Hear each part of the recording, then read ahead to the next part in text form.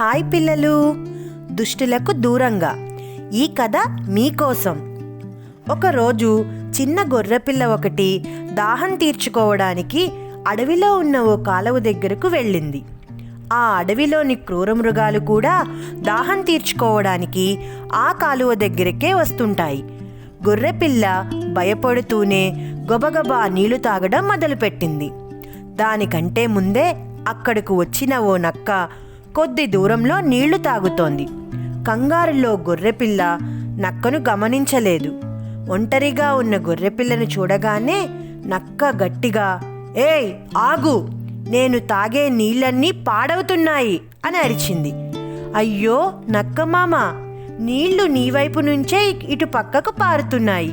నువ్వు తాగే నీళ్లు నేనెలా పాడు చేస్తాను" అని అమాయకంగా అంది గొర్రెపిల్ల.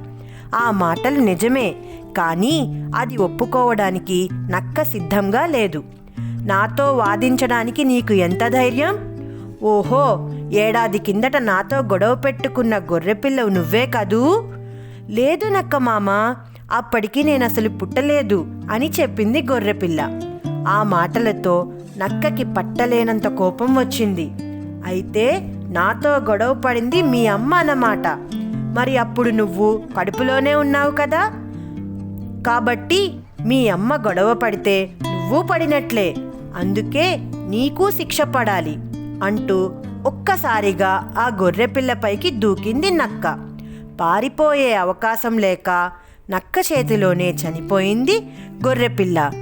కాబట్టి మనం పిల్లలు మూర్ఖులు, దుష్టులతో అనవసర ప్రసంగాలు చేయకూడదు.